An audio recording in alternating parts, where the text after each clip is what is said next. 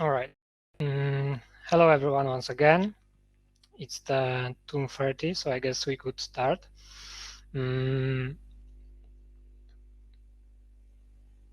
Yes. So my name is Mariusz Górski, and today I will have a pleasure to walk you through a concept of data discovery service through the real example of implementation on our big data platform. I am a data engineer working in ING WBAA. This is a wholesale banking advanced analytics unit focused on customer-facing products, helping bank users solve multiple problems, any problem actually, we're using data. And today's presentation is on facilitating the data discovery with open source technologies. So let's get started. And the first slide. Usually the presentation answers the question. This one will start with asking one. So what is DAP? I wanted to give you a good context of where our data discovery service operates in, in which environment it's used by users, and then I will explain what a data discovery service in general is. So to summarize in a brief few points, what is a data analytics platform? Because that's the mysterious abbreviation DAP. The data analytics platform is something we developed in ING WBAA as a cloud-native platform for data democratization. The data democratization is something we call enabling any user in the bank the same access to the data he or she needs to solve any kind of business related problem in a as easy way as possible. It's created just for this, to speed up an experimentation. So any kind of user that can or wants to analyze the data can easily onboard it up and just start using it, has access to all the data that is relevant to his tasks, and then have a meaningful insight from this data. We target the platform to business analysts, but also, and to data scientists, so any kind of users that actually analyze the data. It's developed internally in WBAA, as I already mentioned, and its main features are its horizontal scalability, so we can easily grow with our users. Currently, we have crossed over 600 active users on our platform, so already doing some good work serving the data in ING. It features latest open source technologies, so we don't want our users to be stuck at some legacy solutions. We always want to give what's the most innovative, what's most useful for the users. And since we are operating in a banking environment, we need to have like end-to-end security. So this is like our ticket to be a modern and open source platform residing within the banking environment. And there are those very detailed images on how does the big data landscape looks like, and it's like hundreds of technologies that you can use, and it's no different in the case of DAP. So from a very high level point of view, our platform, you can distinguish some kind of 4 different categories of technologies we use in DAP. It's a high level overview. These are the most crucial components.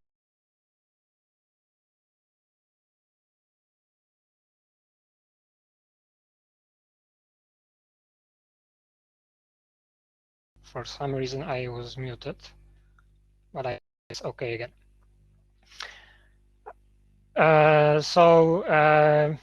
We have I counted around 22 open source technologies we use across those four categories, so front-end, compute, storage, and security and integration.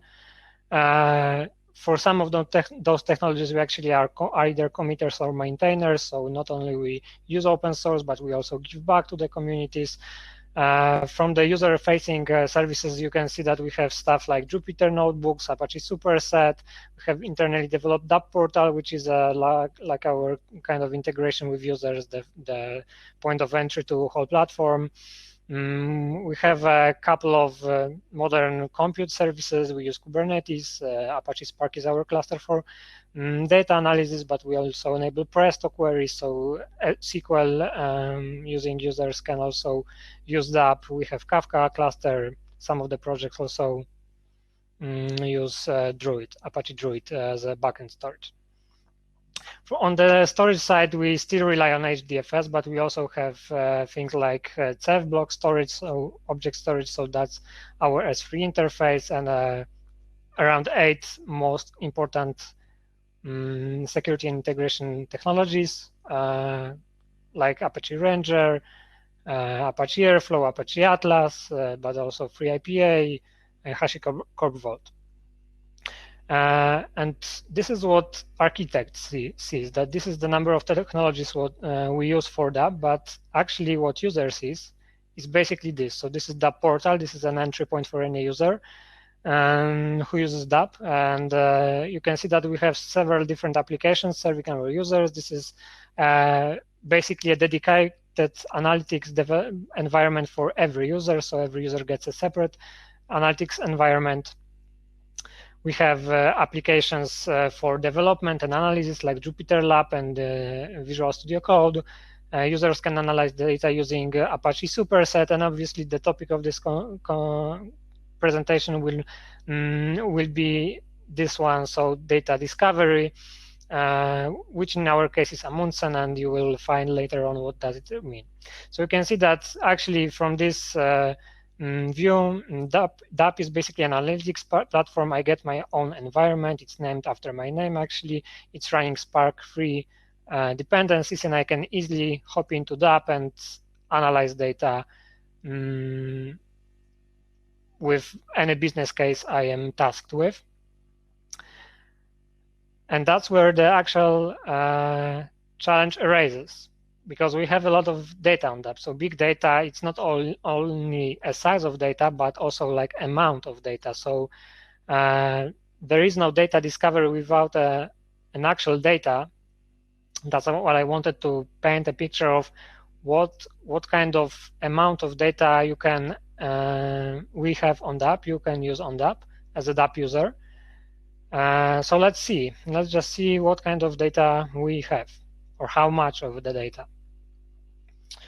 So to summarize data on DAP, and to answer the question, how do we actually store the data on DAP, because that will later on be a motivation for our technology stack, for solutions we implemented, for the decisions we made. So we have a lot of files stored on HDFS, and we basically use the Hive Metastore as a central repository for tables. So users do not use HDFS as a storage for files, but it's storage for an actual tables. And we use Hive Metastore as a single service that has all the information on all the tables we have on our platform. And every user available on DAP gets his own database identified by what we call corporate key. So this is a separate database in Hive Metastore per user. And also every project, because DAP is not only for like single users, but also projects. So you can have a project which consists of several members, and they work towards common goal. And this project also gets a dedicated database identified by this project's name. And in statistics, it's like that. We have over 500 databases. Actually, I checked it yesterday. It's over 700 now. It's over 100,000 tables, and they comprise of over 300,000 partitions. So this is a lot of data, not only in size, but also amount of data is separate tables here is quite large. And we analyze this, how we store data, how projects store data, what kind of tables we have, and how can we ease our users in using this data. So we noted a few observations.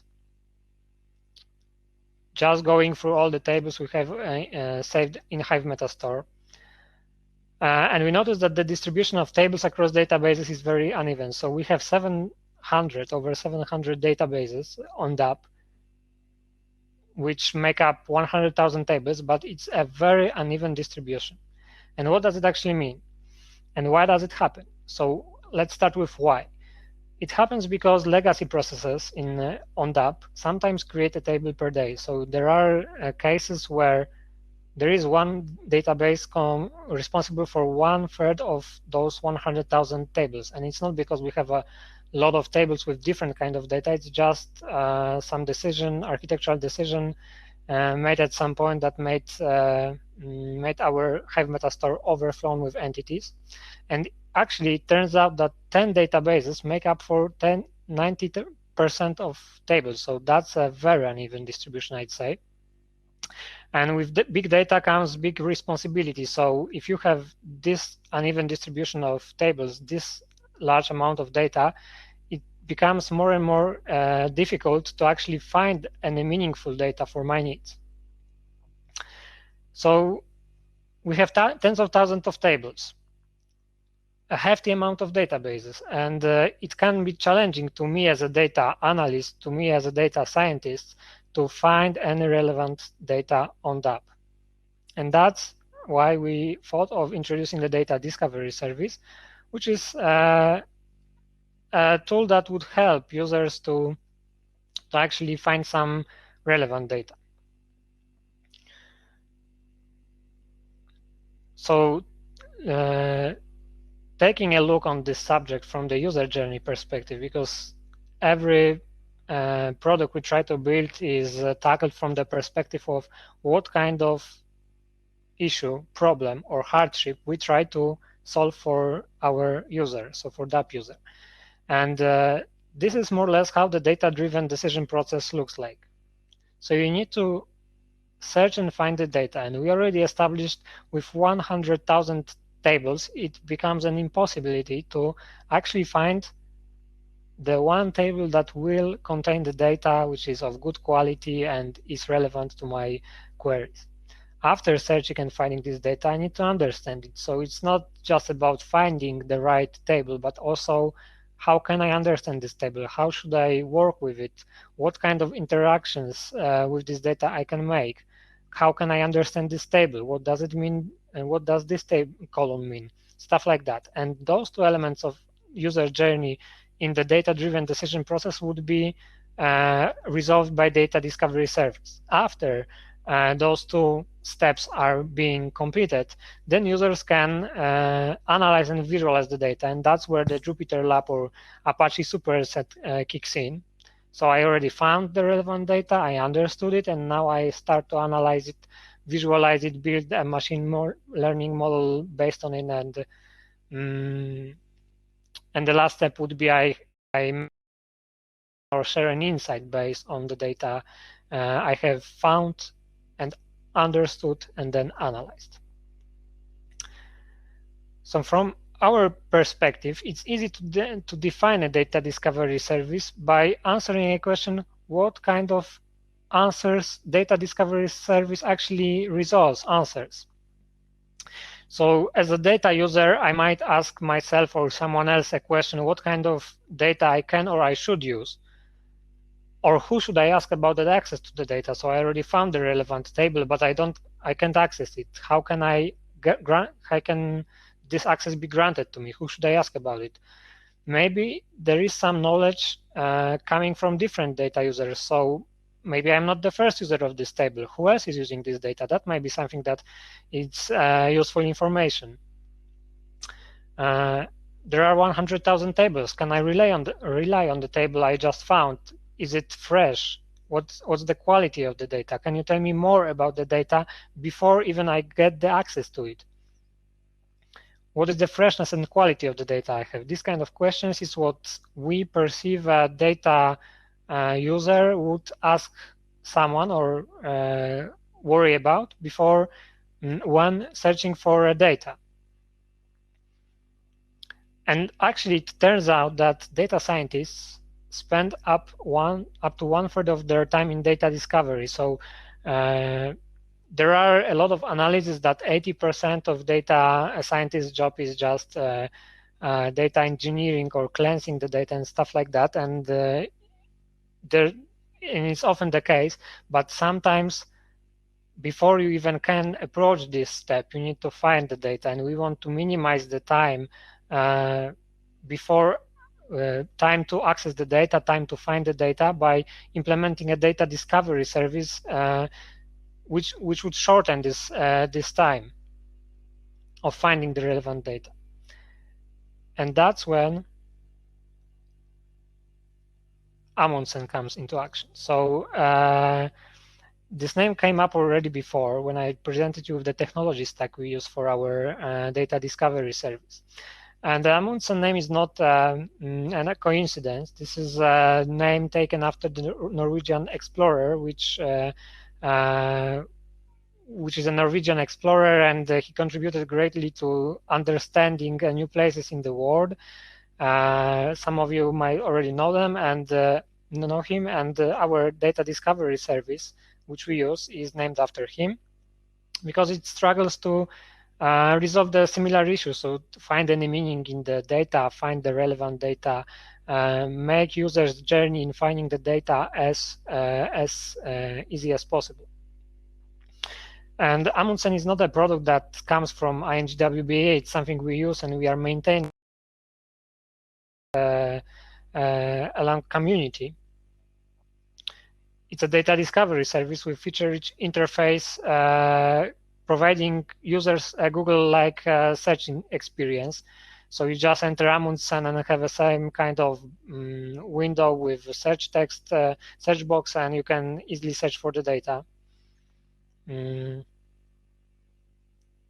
sorts the results by their relevance, so the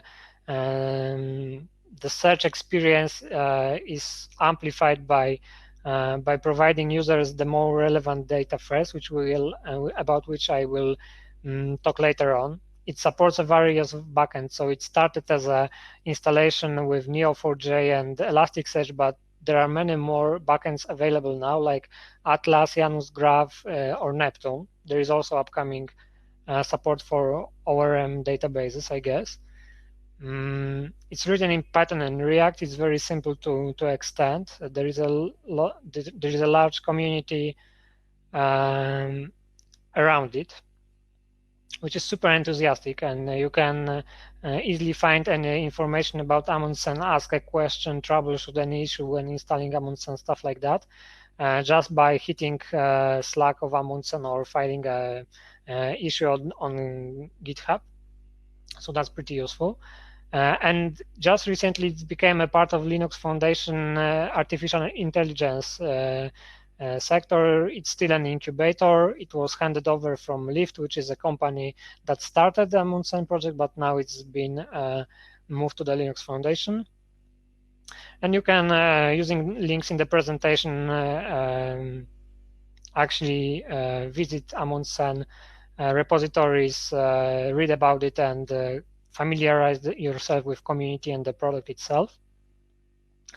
And I mentioned that it's a Google-like interface for search, and this is a screenshot for installation of Amundsen I run on my computer, and it's filled with mock data. So please bear with me that this is this data you see here. It's not an actual data we have on our production instances. It's just some kind of mock data presenting all the functionalities of Amundsen, but we couldn't really share an actual metadata. So you can see that you have a search bar for searching for data resources.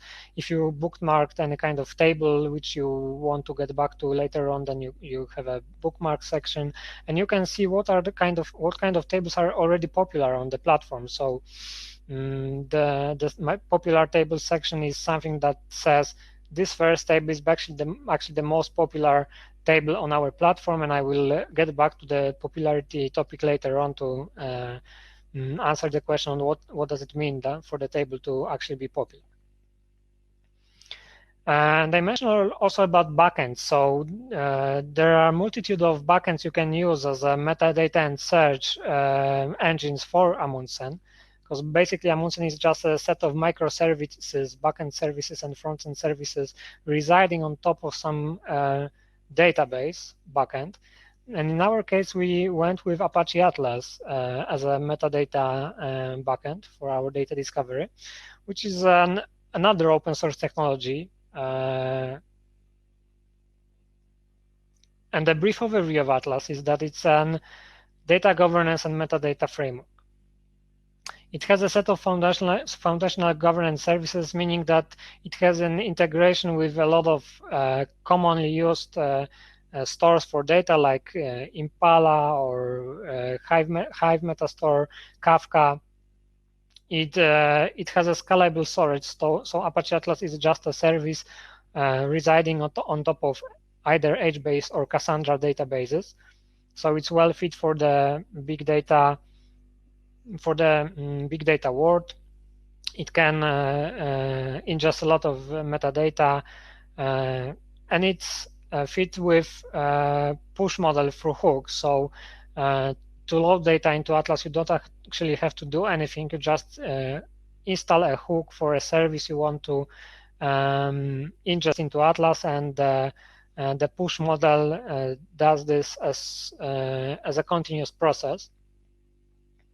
It has an extensible type system for metadata. So Apache Atlas in itself is something you could use without Amundsen, but having the possibility to extend the type system of Atlas, we are enabling extending the installation of Atlas, so it's used with any kind of functionality that Amundsen would want to provide to the end users.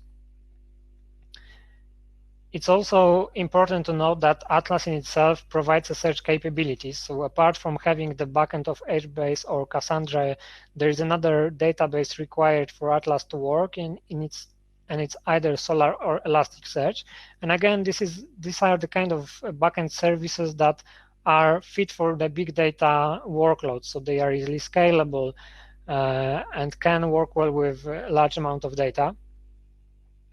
It has a REST API, so that's very useful for us because by using REST API, we can fill any gaps in the metadata that, for example, hooks wouldn't actually cover. And there are a couple of cases where this is the case. So it's very useful for the Atlas to have a REST API. It supports data lineage. This is a very hot topic recently, and Amundsen is working hard on enabling a lineage visualization directly on user interface, but Atlas already supports it in the backend. And what you can understand, what you should know about data lineage, that lineage is this kind of information about data flow. So it actually captures all the kind of transformations the data is being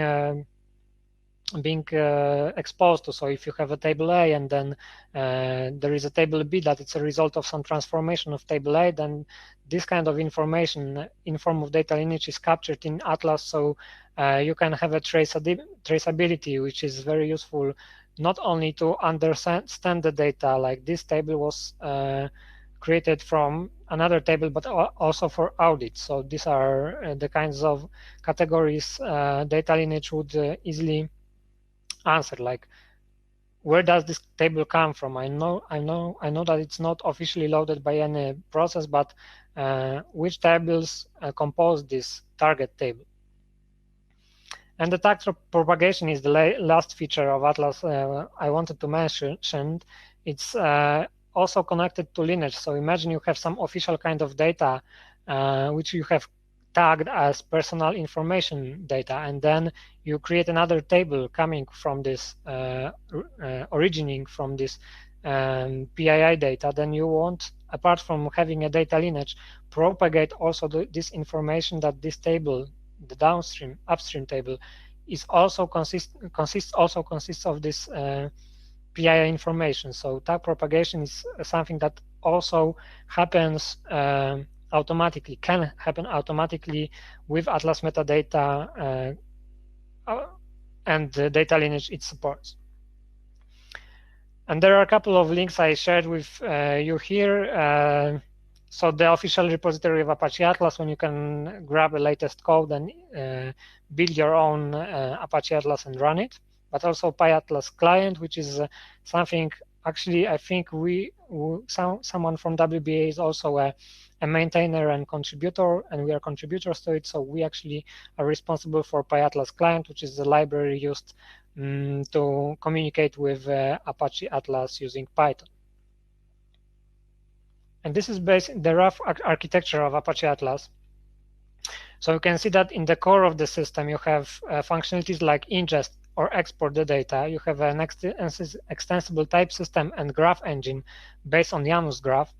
The whole Atlas installation is backed by metadata and search store.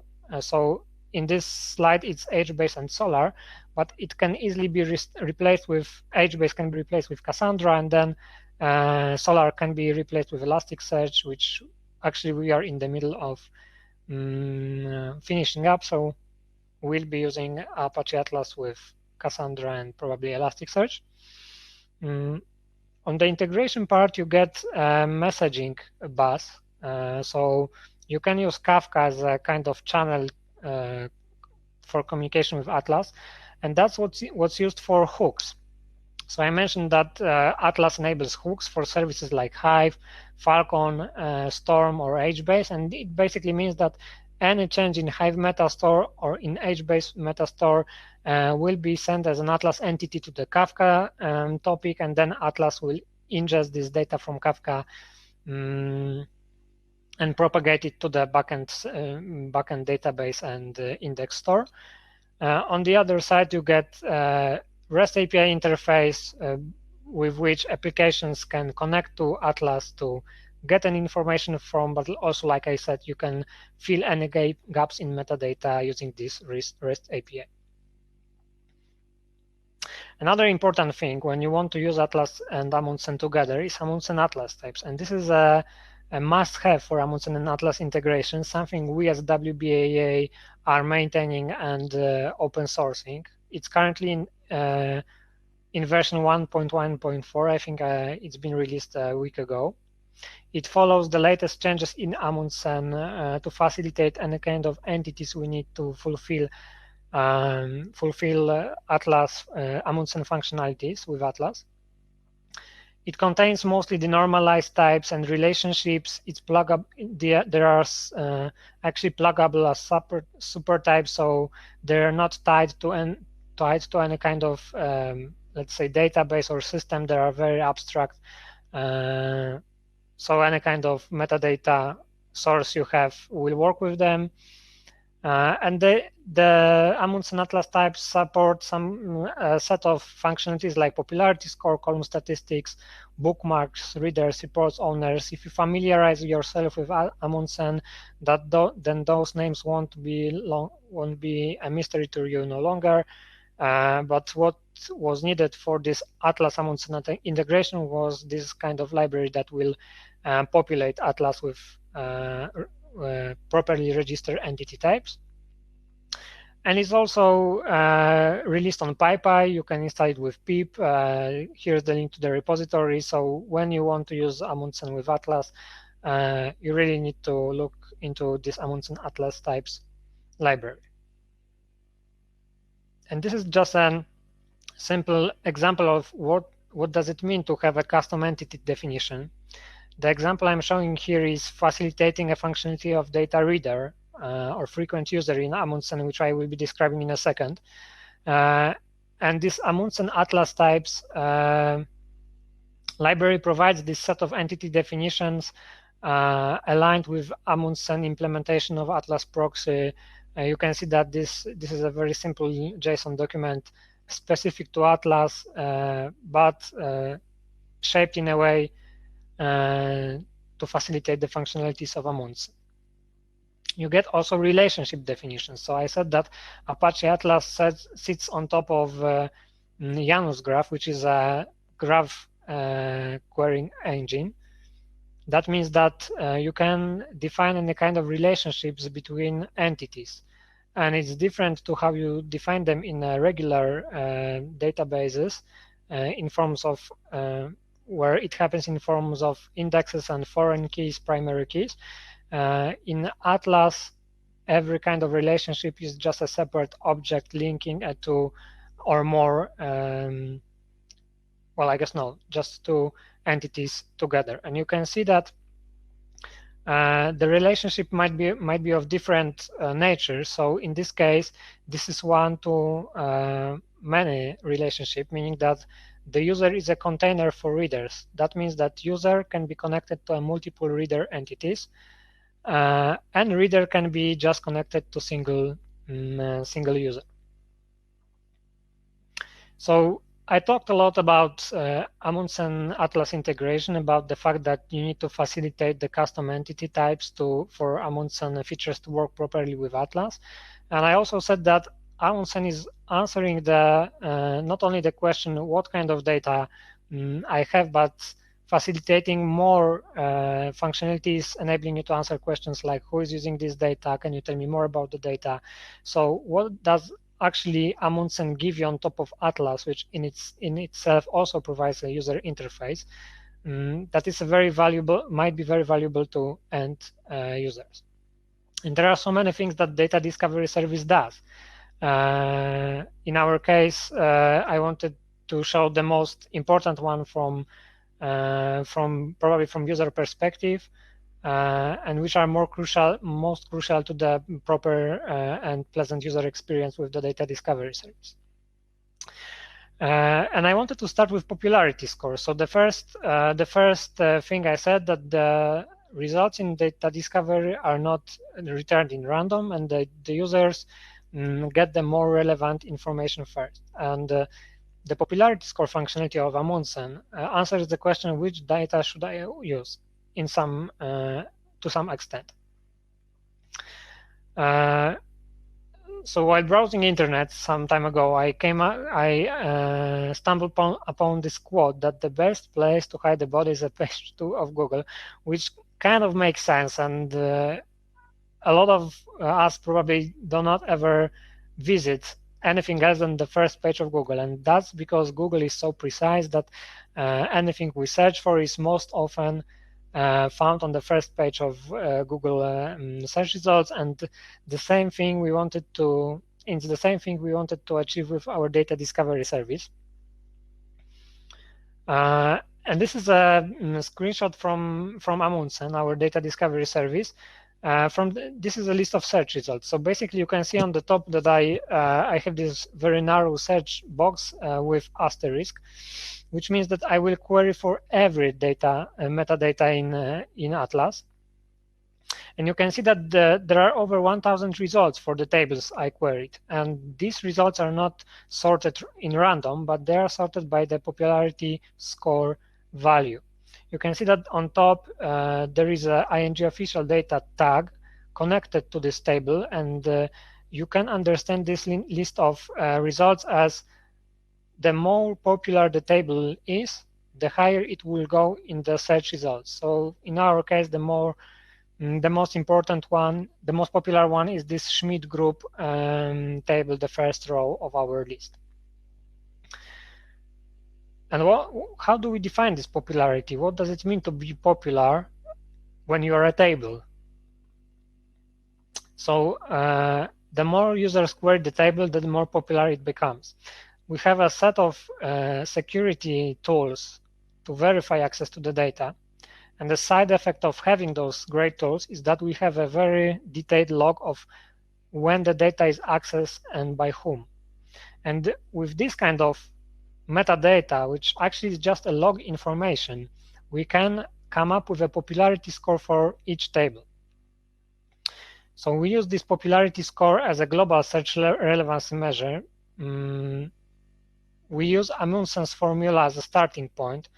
There is a formula of using this number of interactions to come up with a number from range 0 to 1, which we use to calculate the popularity score of a table. And it's a derivative of a number of interactions with the data, but also with the number of users that make those interactions. So it's not like one super user actively using this data, but if there are multiple users using this the table, the the popularity score will be somehow bumped by this information. And we also want to promote official tables, so there is a kind of weightage we do. So the users get the official tables in search results first.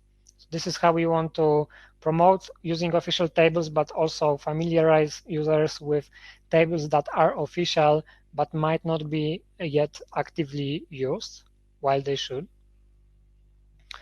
And we leverage audit logs provided by Apache Ranger. So this is a tool we use for security provided by our infrastructure team. And this Apache Ranger tool provides a very rich log for any interaction with data we can use to come up with this popularity score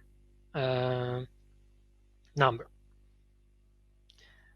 And our popularity score is updated daily. We schedule it as a Spark job using Airflow. This is our scheduling solution.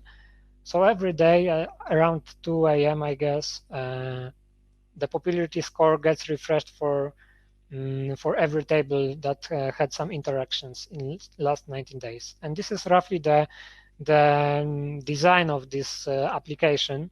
You can see that users access the data using Jupyter, but also Presto cluster, and they run SQL queries, they create PySpark data frames, they query the data. And every request for this data goes through Apache Ranger, which stores this audit log. And our job, Spark job, basically parses this log and sends the popularity score to Apache Atlas.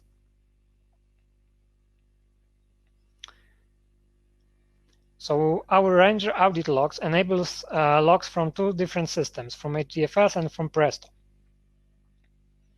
So logs for HDFS returns all access to files on HDFS, and this is a little bit tricky because the access is on the file level, but then we need to aggregate it into the table level.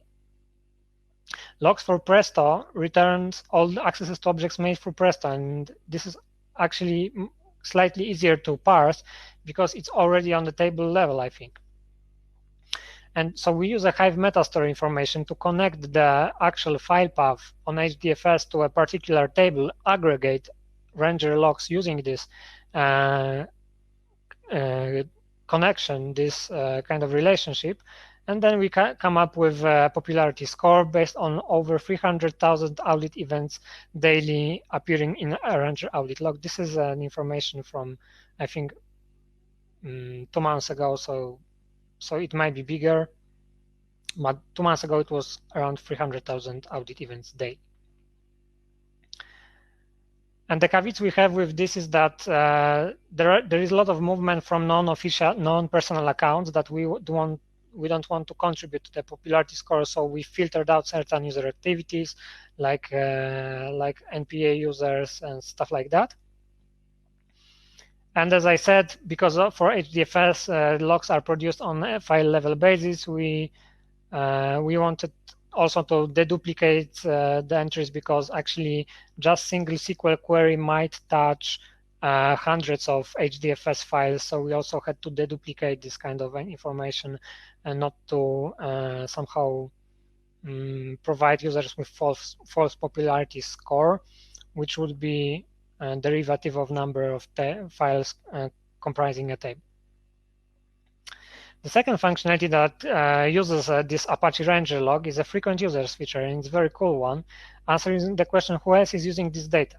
So if I found a table which is already popular, and there is a lot of metadata I already saw about it, but I want to know how to use this table. Maybe there is someone who used this data recently and can shine a light on this particular set of data for me, so it's easier for me to understand how to interact with it. Definition of frequent user is pretty basic. So we just check the same audit logs and find all the users who used the table most intensely in last 21 days, so 3 weeks. Based on that information, we come up using Apache Ranger log again. We come up with Spark job again scheduled with Airflow, and the list of users we that were more heavy users of the data in the last 3 weeks. And we enable users to connect with those frequent users to find out more about the data. There is third functionality which I really like about data discovery, answering the question, can you tell me more about the data? So I've already found the data I like, but I still don't have access to it. What can you tell me more about it in a safe manner before I get an approval from my product owner to get an access to this data? And this is actually why the idea for resource report functionality came to life. We wanted basically to link resource, for example, table, with any report generated on its basis. This kind of connection provides users with additional information about the data set. It reduces the number of steps users need to take to familiarize themselves with the data. So we have, for example, reports on advanced profiling, which will show the descriptive statistics for every column, so users don't have to run data frame describe or summary command each time they start working with the data. And the design is generic enough so to provide connection to any kind of static file or interactive report like Google Doc or Office 365 Doc or Confluence page.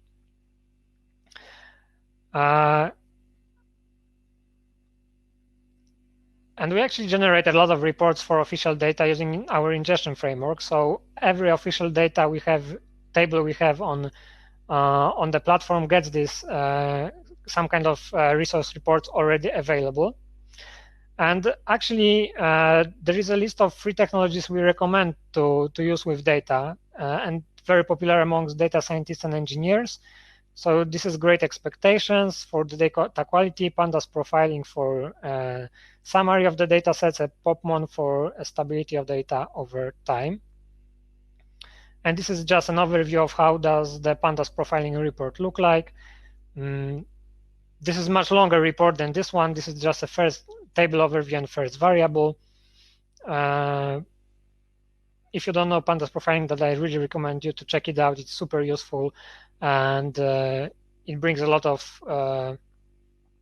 insights for the users to familiarize themselves with the data. And to tie this all together, we have a lot of functionalities. So how does it look like for the user? That's probably the most important questions. And based on the table I showed you before, this is basically the screenshot of how does the search results look like. So you get the same screenshot I've shown you before. And after you found the data you want to look into, you just click on it and you get this detailed table view. So you can see from which database the table comes from and what is the name of the table, what is the description of the table, who is the owner of the table, which is also very important information for users, what is the date range for this table, so what kind of time span this data covers, frequent users I already mentioned, so list of heavy users for the table I can reach out to, list of columns along tags connected to the data, list of columns with descriptions and data types this table comprises of, and obviously the reports I already mentioned. So on the top right corner, you get these reports on data quality and advanced profile reports. And this is how it's all tied together, how it comes to life, connecting all this metadata coming from different systems, connecting them and presenting them in an opinionated way in one place for all of the users in the same manner. And lastly, I wanted to share with you what are our plans for the future. So data discovery is an extremely rapidly changing topic, and there are a lot of requests, requirements, ideas how to extend it. So I came up with a list of things we are be looking in immediate future with our data discovery. So we want to provide users with a data health indicator. So it's super easy to user to know if the data is healthy, if it's of good quality or not. We want to extend our data discovery with machine learning metadata, which is available in Atlas 2.1.0. We want to extend the data discovered with dashboard metadata support, improve search. This is a very important one. So we want to improve not only performance. We currently use Solar in embedded mode, which is not the best production grade choice. It's super easy to set up for proof of concepts, but after that, it's not very efficient. And search accuracy. So we want to try getting away from Atlas REST API to use search and try using Solar or Elasticsearch directly to bump the accuracy of our solution. And that basically sums up the presentation. So I left some space for questions. If you have any, just ping me on chat and I can answer them now, or you can reach me out on LinkedIn or anywhere else you find me to answer more questions regarding data discovery. All right, I don't think I see any questions, so thanks for attention and hearing out the presentation on data discovery. I will keep this channel open for another 15 minutes if anyone comes up with some question, and we'll try to answer. And thank you.